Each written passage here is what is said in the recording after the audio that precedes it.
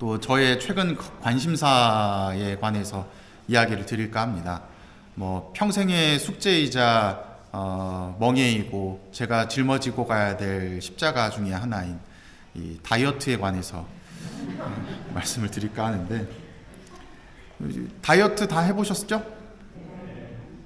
다이어트에 관심이 난 없다. 살 빼는데 난 관심이 없다. 몇 분 날씬하신 분들 계실 수 있고, 혹은 뭐 날씬하진 않으셔도 자기 자신한테 이제 만족하면서 살아가시는 분들은 관심이 없으시겠죠. 근데 대부분의 경우 이 다이어트에 관심이 있으실 겁니다. 왜냐하면 그냥 조금만 그냥 살이 좀 빠졌으면 좋겠는데 하는 생각을 가지고 계시기 때문에, 이렇게 생각은 다 가지고 계시죠. 얼추 거의 한 90% 이상. 근데 여기서 실제로 내가 지금 내 몸무게 여쭤보진 않을게요. 내 몸무게에서 한 10%에 해당되는 체중을 감량해 보신 분 손 들어보세요. 한 분, 둘, 셋, 넷, 다섯, 여섯. 오늘 이 미사에 한 200분 정도 오셨는데 6분 정도면은 계산기를 두들겨 보면 몇 프로죠? 3%? 거의 90% 이상이 다이어트에 대해서 생각은 하고 있지만 실질적으로 10% 이상의 체중을 감량하신 분은 3%밖에 안 되는 거죠.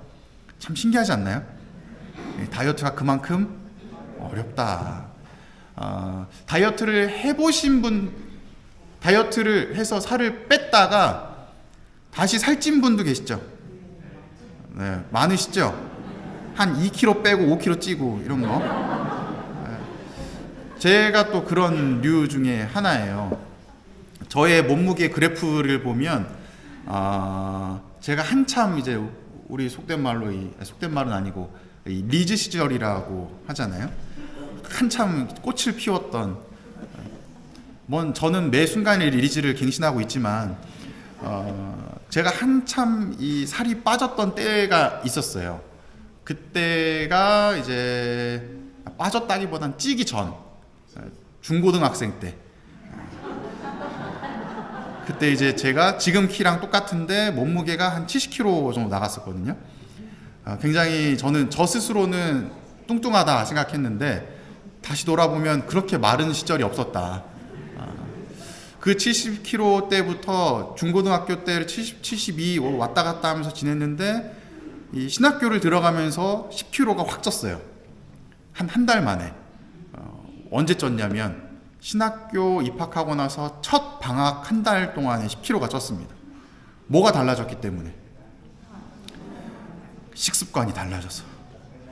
그전에는 그냥 학교에서 맨날 주는 급식 먹고 삼시세끼 먹고 뭐 술을 마실 기회도 없고 그랬는데, 이제 신학생이 되고서 첫 방학을 나오니 교우분들하고 만나는 자리도 많아지고 먹는 음식이 이제 달라지게 되고 또 먹는 시간대도 달라지게 되고 거기에 먹는 것과 플러스로 이제 마시는 것들이 생기는 게 되는 거죠. 마시는 거. 그러면서 점차적으로 이제 살이 찌기 시작을 해서 방학 동안 한 달도 안 되는 시간에 10kg가 확 쪘어요. 그래서 80kg가 됐죠. 그래서 학교를 들어가서 다시 또 살을 빼고 찌고 10kg 찐 게 아니네요. 죄송합니다. 20kg가 쪘어요. 네.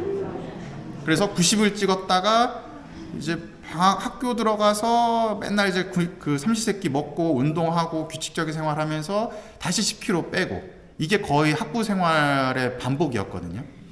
그러다가 이제 군대에 가기 전에 한참 쪄놓고 군대를 가서 군대에서 또 살이 빠졌다가 또 군대 전역하고 나서 또 신부님 만나면서 또 살을 또 찌고 신자분들 만나면 살이 또 찌고 그런 과정들을 쭉 반복을 했어요. 그러다가 이제 진짜 맘먹고 빼야 되겠다라고 해서 본격적으로 좀 관심을 가지면서 빼기 시작했던 게 대학원 때 올라가면서였거든요. 그때 이제 살을 빼려면 어떻게 해야 되는가 그러면서 이 헬스 하는 거, 운동하는 것들, 그런 영상들도 보고 또 뭐 누가 전문가가 나와가지고 하는 막 설명하는 것도 보고, 또 후배 신부님들 중에서 그러니까 후배 신학생 중에 뭐 이렇게 트레이너 같은 것들을 하다가 들어오신 분도 있었어요.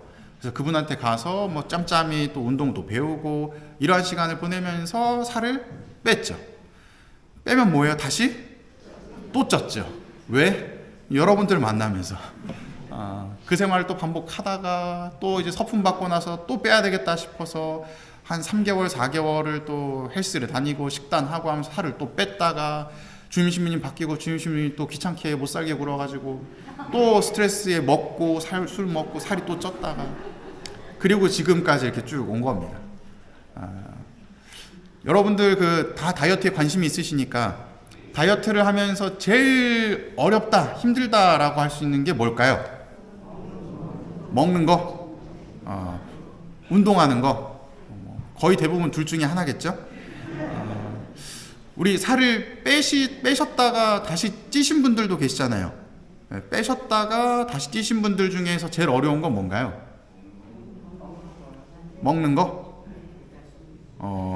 저도 제 삶 속에서 제가 이제 10kg 이상 뺀 적이 한 4-5번 되거든요. 운동하고 식단하고 독하게 마음먹고 뺀 경우들이 많이 뺐을 때는 한 15kg 이상도 뺐던 적이 있는데 제가 빼면서 지금 굉장히 이제 다시 빼려고 할 때 제일 힘들어하는 게 뭐냐면 먹는 거, 운동하는 거 그건 이제 당연한 건데 제일 힘든 게 그거예요. 내가 다시 그 고통을 감내해야 된다는 마음. 그게 제일 힘듭니다. 이미 저는 다 해봤기 때문에 머릿속에 이게 시나리오가 그려지거든요. 내가 시작을 딱 했을 때 이런 상황 저런 상황들을 마주했을 때 내가 이렇게 대응해야 되고 이거 해야 되고 저거 해야 되고 그때 내가 겪었던 마음고생들 진짜 힘들고 참고 어려웠던 그 상황들이 머릿속에 싹 지나가는 거죠.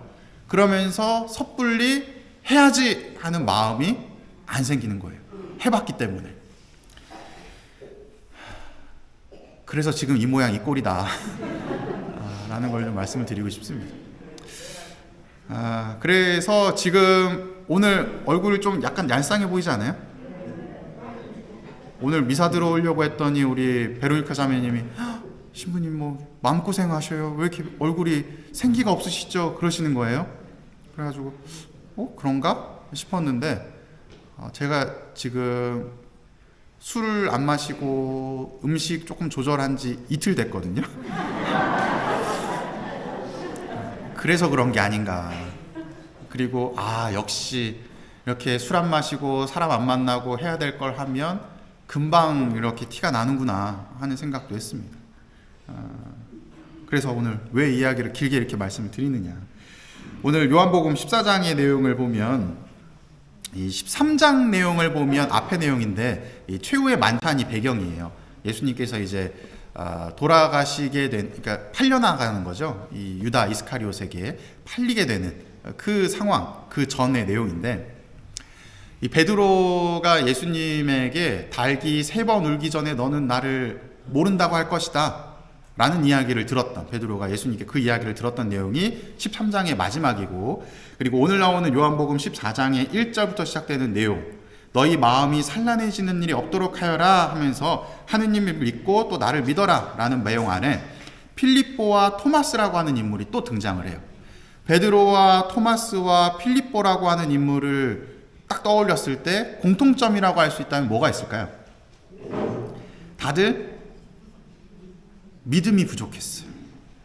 베드로도 예수님을 모른다고 3번이나 이야기를 했고, 또 누구예요? 토마스도 옆구리와 손가락에 넣어보지 않고는 못 믿겠다고 얘기를 했고, 필립보도 여기 보면 이미 살아계신 하느님이신 예수 그리스도를 눈앞에 보고 있음에도 불구하고 저희가 아버지를 뵙게 해주십시오 하면서 이 믿음이 부족한 모습을 보이고 있죠. 이 모습을 통해서 제가 무슨 생각을 했냐면, 이제 여러분들에게 질문을 던질 거예요. 아마 제 예상컨대 첫 번째 질문은 여기 계신 모든 분들이 다 웅성웅성 대답을 할 거고, 두 번째 질문에는 주춤주춤 하실 거고, 3번째 질문에는 또 웅성웅성 할 겁니다. 제 예언이 맞는지 틀리는지 한번 테스트를 해볼게요. 그런 얘기 아시나요? 백문이 불여일견이다. 무슨 뜻이죠? 뭐요? 백문이 문, 그렇죠. 100번 듣는 것보다 한 번 뭐 하는 게 낫다? 보는 게 낫다라는 것이죠. 큰일 났네. 8시 반에는 굉장히 웅성웅성했는데 좀 비교되는, 네. 100번 듣는 것보다 한 번 보는 게 낫다라는 이야기는 그만큼 경험이 중요하다는 이야기죠. 뭐 여러분들이 다이어트를 하신다라고 하면서 TV에서 무슨 뭐 생생정보통 무슨 뭐 나는 몸신이단가요? 뭐 그런 프로그램 보면서 야, 그래 운동 저렇게 해야지, 저거 먹어야지, 저거 먹고 저거 하면 운동 좋아지고 살 빠져, 그래 저거야 하고서 그냥 눈으로만 보는 것, 그것으로는 살이 안 빠지죠. 그냥 듣는 거잖아요. 그 TV를 통해서 듣는 것. 차라리 누군가가 운동하는 것 한 번 보는 것이 더 효과가 있을지도 모릅니다. 자극이 되기 때문에. 두 번째 질문. 백문이 불여일견이다. 100번 듣는 것보다 한 번 보는 게 낫다라고 말씀을 드렸는데, 백견이 불여일각이다. 그건 무슨 뜻일까요? 제가 질문을 던지고 나니까 세상에서 제가 제일 똑똑해진 것 같아요. 백견이라는 말은 100번 보는 것보다 한 번 생각하는 것이 낫다라는 이야기입니다. 각. 그 말인즉슨 교회적으로 풀이를 해본다면, 그냥 제가 막 떠들어요. 뭐 사랑하십시오. 뭐 복음은 이겁니다. 뭐 기쁜 소식이 이러쿵저러쿵, 칠성사가 이러쿵저러쿵 막 설명을 드려요. 그걸 여러분들이 들었어. 듣고 집에 가면 기억나요, 안 나요? 안 나죠. 뭐 어제 점심 뭐 드셨어요? 기억 안 나죠? 그런 거와 똑같은 거죠. 집에 가면 기억이 안 나요. 근데 집에 돌아가서 내가 한 번씩 곱씹어 보는 거예요. 신부님이 오늘 백문이 불여일견이 뭐 어쩌고저쩌고 했던 거, 그게 무슨 의도로 얘기를 했을까? 그래, 내 삶에는 이런 의미가 있나? 그럼 나도 이렇게 해볼까? 하면서 그걸 다시 곱씹는 과정, 생각하는 과정을 단 한 번이라도 거친 분은 그게 바로 즉각적으로 잊어버리는 것이 아니라 하루든 이틀이든 일주일이든 시간이 조금은 가겠죠. 100번 듣는 것보다 한 번 그렇게 생각하는 것이 더 여러분들에게 이롭다는 거예요. 세 번째 질문. 이제 뭔가 느낌이 오시죠? 또 이런 거 비슷한 거 얘기하겠구나. 백각이 불여일행이다. 무슨 뜻일까요? 이거 봐. 웅성웅성. 100번 생각하는 것보다 한 번 행동하는 게 낫다. 여기서 90% 이상, 아까 한 6, 7분 빼고는 다 다이어트에 관심이 있다고 얘기를 하셨잖아요. 그 모든 분들은 아마도 보고 듣고 생각하는 것에는 통달하신 분들이실 거예요. 하지만 결과로까지 나아가지 않았다는 것은 그만큼 또 행동이 뒷받침되지 않았다는 것이죠. 아마 여기 계시는 그 6분 다이어트에 관심 없는 분들을 제외한 다른 분과, 그리고 실질적으로 내가 뭐 6kg 이상, 10kg 이상 다이어트를 해보신 분들과 대화를 해보면 다를 거예요. 무엇이 다를까요? 느낀 것들이 달라요. 저는 다이어트를 하면서 제가 아까 말씀드렸잖아요. 다이어트를 시작하지 못하는 고민. 먹는 게 힘들어서, 운동하는 게 힘들어서, 이게 저에게 고민이 아니라 그걸 하면서 겪게 되는 다양한 것들, 내가 예전에 했던 것들 안에서 사람들이 또 나를 또 안 만나준다고 꿍시렁꿍시렁 거릴 거고, 왜 저 옆 편대랑은 술 마시는데 우리랑은 안 먹냐, 네 편 내 편 가르는 거냐, 뭐 이런 것도 있을 수 있고, 또 뭐 어떤 부분은 또 신부님 다이어트에 만나지 마 하면서 주변에서 또 자꾸 오히려 만나고 싶은데 못 만나게 하는 사람도 있을 수 있고, 여러 가지 상황들이 저를 힘들게 한다는 것이 알고 있기 때문에 선뜻 못 하겠는 거예요. 이처럼 여러분들의 신앙생활도 마찬가지입니다.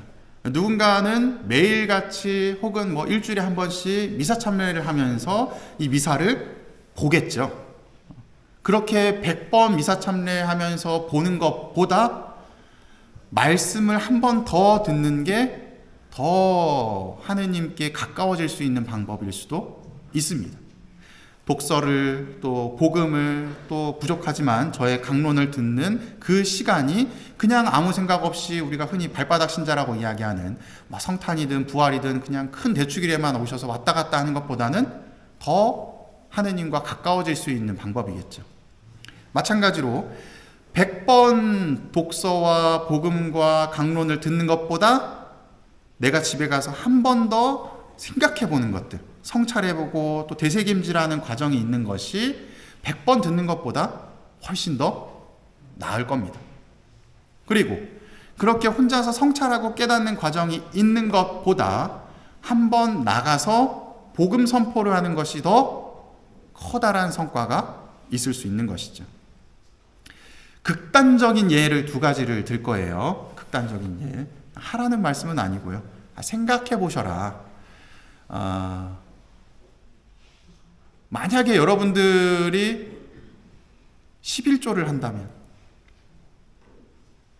어떨까요? 머릿속에 지금 쭉 떠오르시죠? 내가 지금 버는 게 이 정도인데 11조면 이만큼이고, 그러면 이거를 내가 성당에 그냥 낸다? 좀 아까운데? 하는 생각이 드실 겁니다.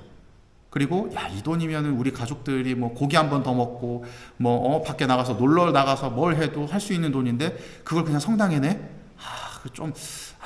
아닌데 하는 마음이 드실 수도 있겠죠. 하지만 해보신 분들은 해본 그 행위를 통해서 느끼는 것들이 또 달라지실 겁니다. 내고 나니까 그래, 뭐 그게 내가 있어도 없어도 살 수 있는 돈이고 오히려 내가 하느님께 이렇게 봉헌했다는 게 참 기쁨이구나 하는 거를 느끼는 분들도 있을 수 있어요. 제가 딱 11조라는 말을 꺼내는 순간에 돈 얘기가 나오니까 지금 침묵이잖아요. 네, 안 해보셨다는 거예요. 하란 얘기는 아니에요. 그냥 만약 그런 일들을 해보신다면, 안 해봤던 행동들을 해보신다면 새롭게 느끼는 것들이 분명 있다는 겁니다.